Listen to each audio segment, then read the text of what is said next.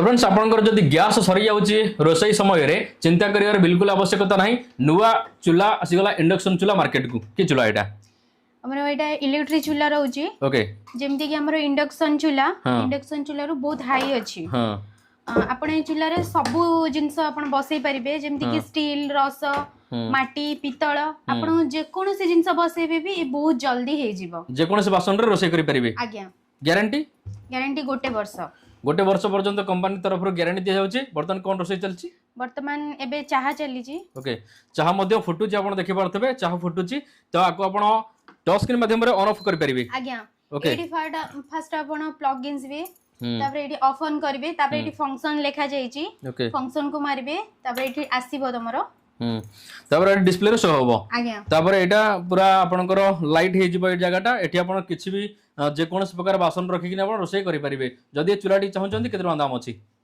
2750 Cuttack office रो आसी नै परिबे नाही तो आपण चाहिए आपण जदि घरे बसी किनि परिबे नंबर रे कॉल करंतु। जदि आपनकर ए भली गोटे बढ़िया चूल्हा आवश्यकता अछि जोटा का आपण घरे बसेबे वर्षे ग्यारंटी आराम से सब प्रकार रोसई आदरे आपण माने करि परिबे सब प्रकार बासन रे पनि रोसई करि परिबे। तो नंबर दिहला कॉल कर दियंतु।